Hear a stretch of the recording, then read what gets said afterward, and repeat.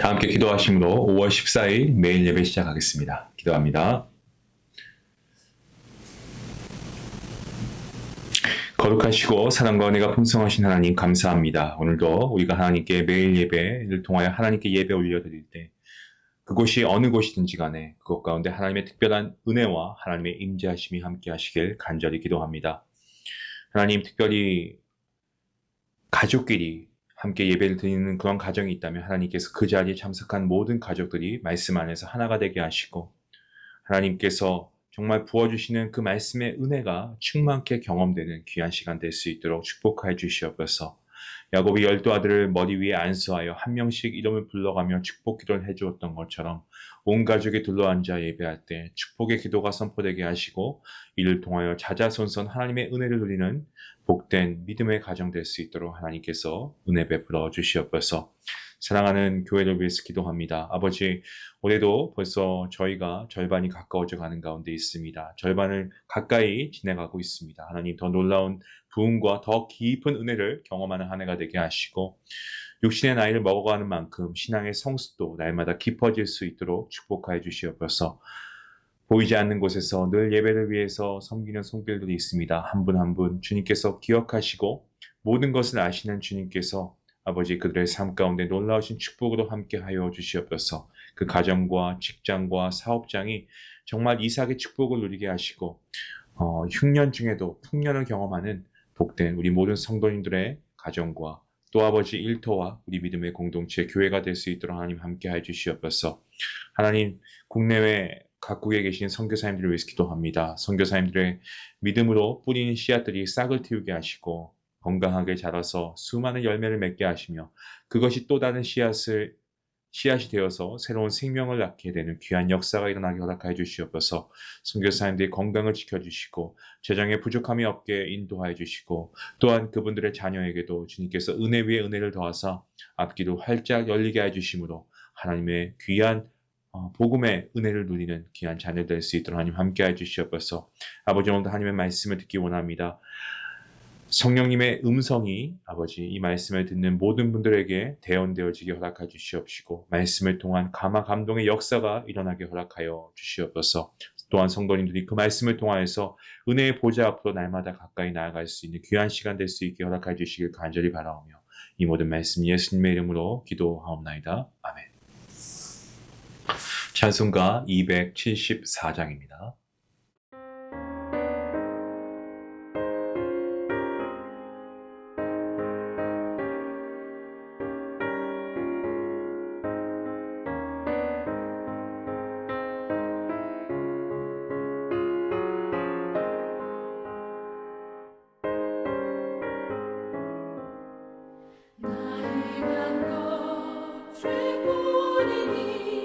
주 예수께 비워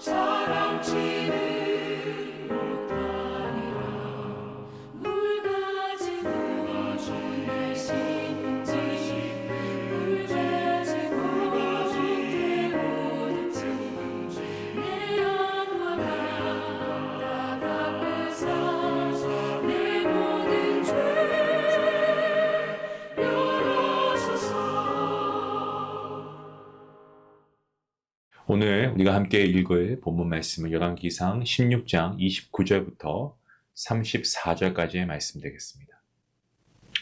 우리 함께 말씀을 읽도록 하겠습니다. 유다의 아사왕 제38년에 오므리의 아들 아합이 이스라엘의 왕이 되니라. 오므리의 아들 아합이 사마리아에서 22년 동안 이스라엘을 다스리니라. 오므리의 아들 아합이 그의 이전의 모든 사람보다 여호와 보시기에 악을 더욱 행하여 느밧의 아들 여로보암의 죄를 따라 행하는 것을 오히려 가볍게 여기며 시돈 사람의 왕 엣바알의 딸 이세벨을 아내로 삼고 가서 바알을 섬겨 예배하고 사마리아에 건축한 바알의 신전 앞에 바알을 위하여 제단을 쌓으며 또 아세라상을 만들었으니 그는 그 이전에 이스라엘의 모든 왕보다 심히 이스라엘 하나님 여호와를 노하시게 하였더라. 그 시대에 베델 사람 히엘이 여리고를 건축하였는데 그가 그 터를 쌓을 때에 맏아들 아비람을 잃었고 그 성문을 세울 때에 막내 아들 수굽을 잃었으니 여호와께서 눈의 아들 여호수아를 통하여 하신 말씀과 같이 되었더라. 아멘. 실제로 엄청난 힘을 가지고 있는데 우리가 보지 못하여서 혹은 다른 이유들로 인해서 평소에 우리가 잘 느끼지 못하고 살아가는 경우가 많이 있습니다. 어떤 게 그런 게 있을까요? 엄청난 힘이 있는데 우리가 잘 느끼지 못하는 것들. 여러 가지가 있겠죠. 중력도 그 중에 하나가 될 수 있지만 공기가 또 그렇지 않을까 싶습니다. 공기는 우리가 눈으로 볼 수 없습니다. 냄새를 맡을 수 있는 것도 아니고요. 하지만 아무것도 없다고 생각되는 어떤 특정 장소라고 해도 그곳에 공기가 가득 차 있고 또 따라서 우리 주변 어디에나 있는 것이 이 공기 아니겠습니까?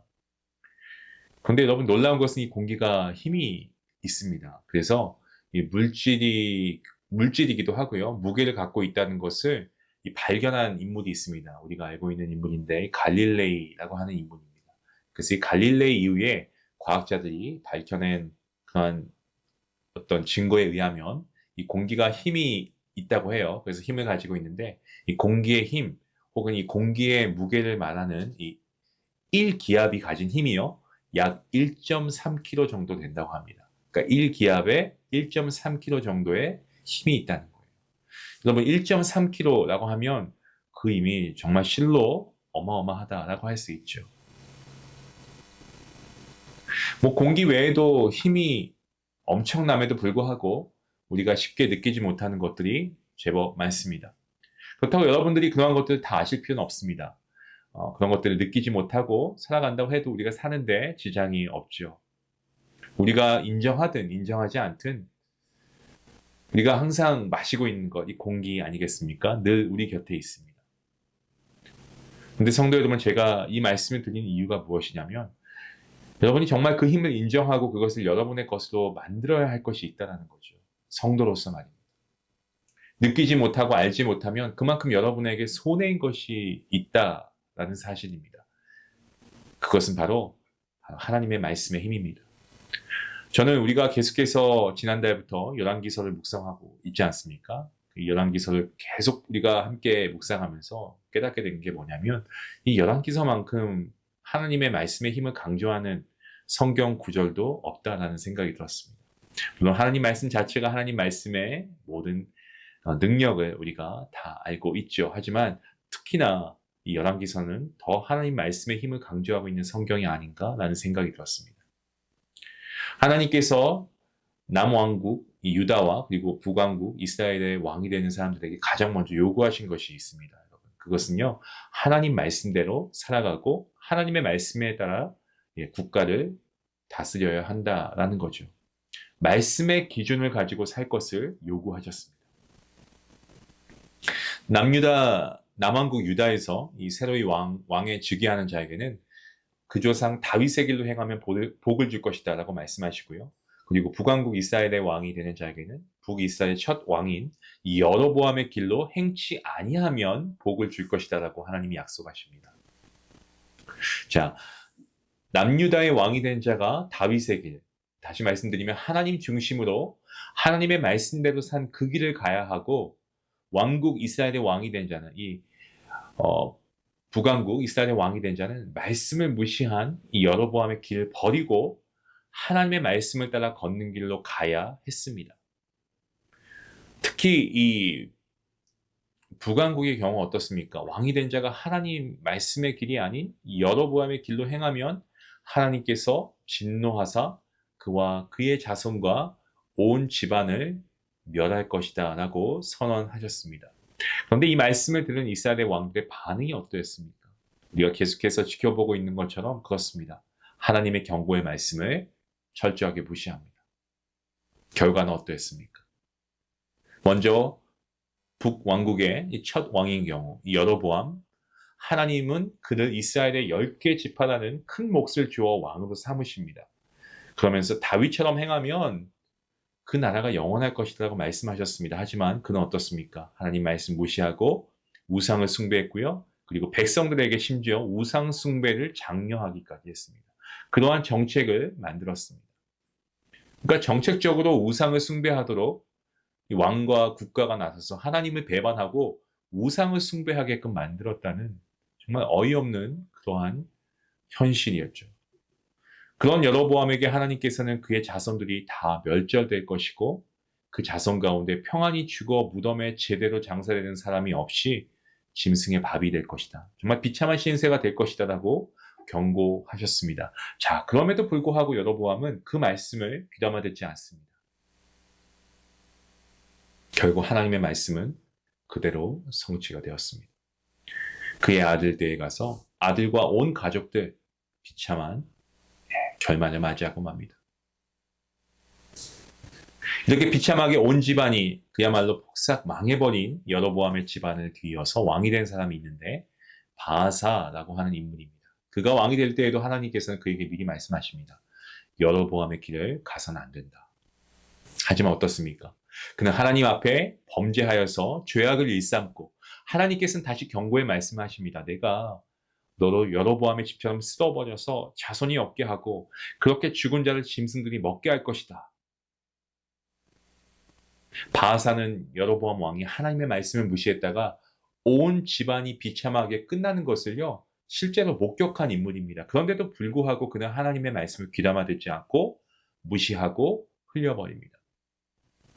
결과는 어떠했습니까? 여로보암의 경우보다 더욱 더 비참했습니다. 여로보암은 그 집안만 멸망했지만 바아사의 경우는요. 온 집안은 물론이고 그와 친분이 있었던 모든 이들까지 모두 멸살당하게 됩니다. 자, 그리고 이제 그 뒤에 이어서 이러한 모든 사연을 잘 알고 있는 인물, 이 오므리가 왕이 됩니다.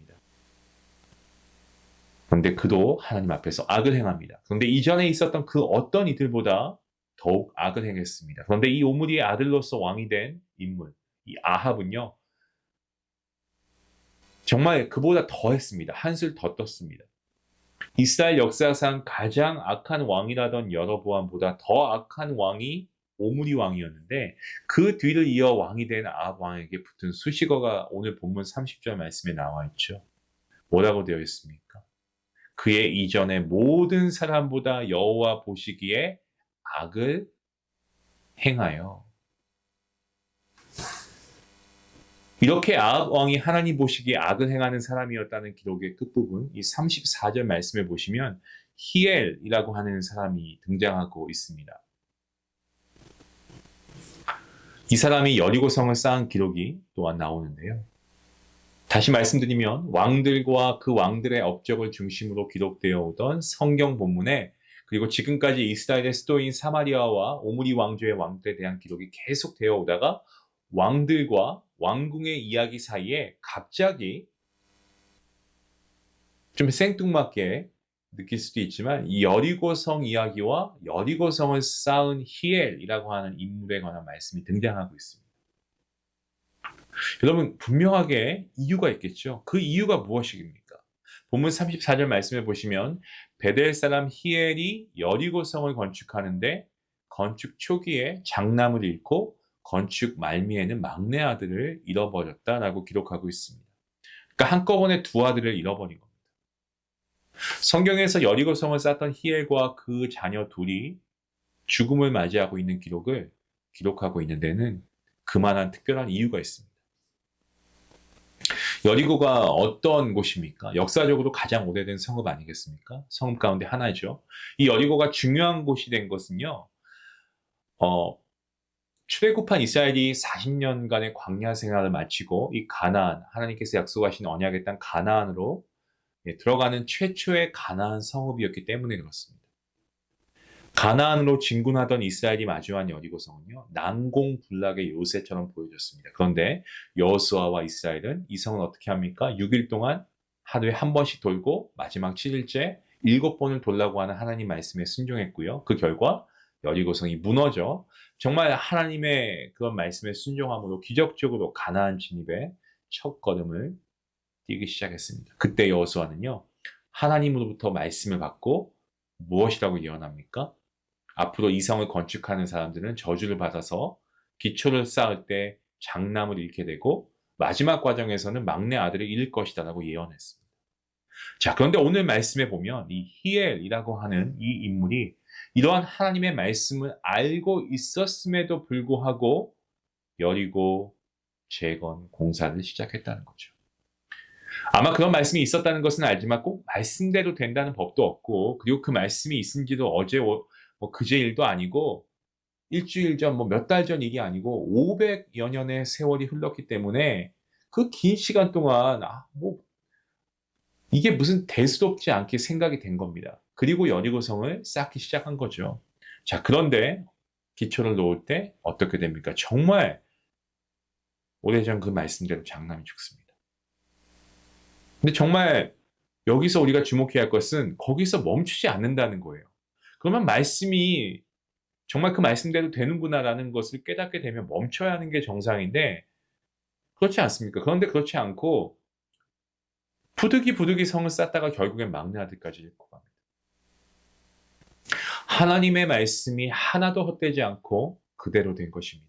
하나님의 말씀은요, 500년이 아니고 수천 년이 지나도 변함없는 능력의 말씀, 권능의 말씀임을 보여주는 사건입니다. 세상에 풀은 마르고 꽃은 시들어도 하나님의 말씀은 영원한 줄로 믿습니다. 네, 정말 그렇습니다. 이 사건은 하나의 경고의 메시지였습니다. 우선은 말씀을 무시하고 여리고성을 쌓은 히엘에게 경고하는 것이었고요.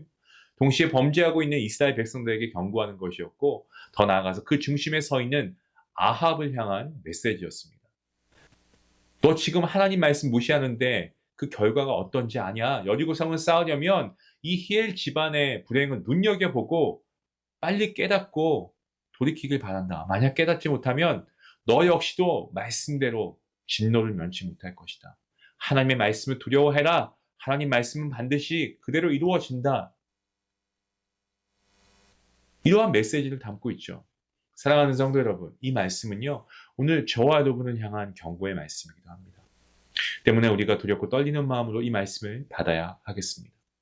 하나님의 말씀대로 살려고 힘쓰고 애쓰는 자는 다윗처럼 복을 받을 것입니다. 하나님과 그 말씀을 무시한 자는 어떻게 됩니까?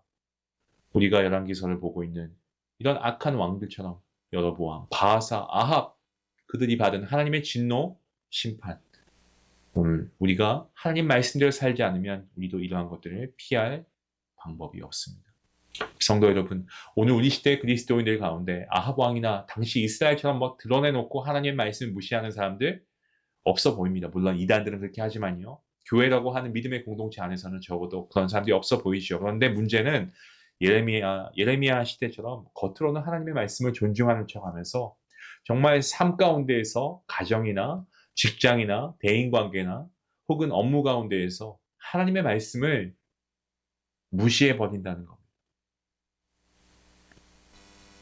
여러분, 바로 이것이 오늘 이 시대 그리스도인들의 불행이 아닐까요? 정말 우리가 하나님의 말씀을 받을 때 신중하고 그리고 그것에 대해 두렵고 떨면서 정말 우리가 순종하고 복종하고 그리고 그 말씀을 우리가 행함으로 실천할 수 있어야 되는데 이러한 것이 없다는 거예요. 그렇게 살기 때문에 그 사람과 공동체와 우리 시대의 말씀이 정말 희귀해지고 말씀의 권능이 점점 사라지고 하나님께서 성도의 말에 귀를 기울여 응답하시는 것이 계속해서 드물어져 가고 있습니다. 저는 매일 예배 묵상을 우리가 해오면서 정말 제가 느끼는 게 있습니다. 제가 오늘 이 말씀 서두에 말씀드린 것처럼 공기나 중력처럼 그 힘이 대단함에도 불구하고 우리가 잘 느끼지 못하는 것들이 있는데 사실 그것들 다 몰라도 우리가 살아가는데 지장은 없습니다. 하지만 하나님의 말씀은 그렇지 않습니다. 하나님의 말씀에 귀를 기울이고 그 말씀대로 살아가야 우리의 삶에 놀라운 하나님의 은혜와 축복이 임하는 것입니다. 그것이 하나님을 믿는 성도의 기본 자세가 아니겠습니까? 사랑하는 성도 여러분, 하나님의 말씀으로 돌아가십시다.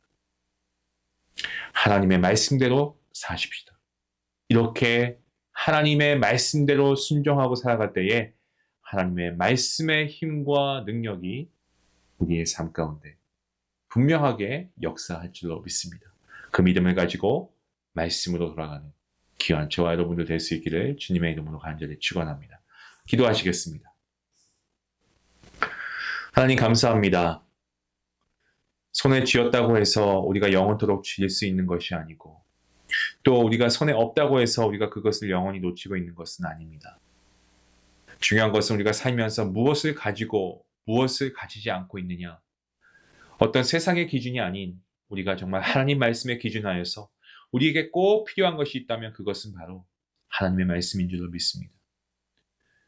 성경 말씀을 통하여 우리가 하나님을 더욱 깊이 알고 어떻게 성도됨의 삶을 살아가야 하는가 우리가 깨닫게 되고 어떻게 우리가 구원받은 자로서 하나님의 복음을 전해야 하는가를 깨닫게 되고 어떻게 우리가 하나님을 사랑하고 이웃을 사랑해야 하는가를 우리가 깨닫게 됩니다. 하나님, 우리가 말씀 없이 살아갈 수 있다라는 착각을 하고 있지 않습니까? 세상에서 우리가 여러 가지 재미있는 드라마나 영화나 또한 아버지 저희가 어떤 영상들을 보면서 즐거워하지만 우리가 말씀을 정말 꿀처럼 달게 여기며 하나님의 말씀을 즐겨 읽고 그 말씀 묵상하기를 기뻐하는 삶을 살아가고 있습니까? 정말 하나님의 말씀의 삶을 우리가 살아가고 있습니까? 하나님, 오늘 주신 오늘 본문 말씀의 이 메시지를 통하여서 우리가 하나님 말씀에 돌아가게 허락하여 주시옵시고 하나님 말씀대로 순종하게 허락하여 주시옵소서. 그래서 그 말씀에 놀라우신 언약의 말씀의 축복들이 우리의 삶 가운데 나타나고 또한 증거되어지는 귀한 역사가 있게 허락하여 주시옵소서. 감사하며 예수님의 이름으로 기도하옵나이다. 아멘. 여러분, 하나님의 말씀은 능력이 있습니다. 권능이 있습니다. 여러분, 하나님의 말씀대로 살아가십시오. 하나님 말씀을 더 가까이 하십시오. 이것이 하나님을 믿는 성도의 기본인 줄 믿습니다. 오늘 말씀 생각하시면서 우리 함께 기도하시기 바랍니다.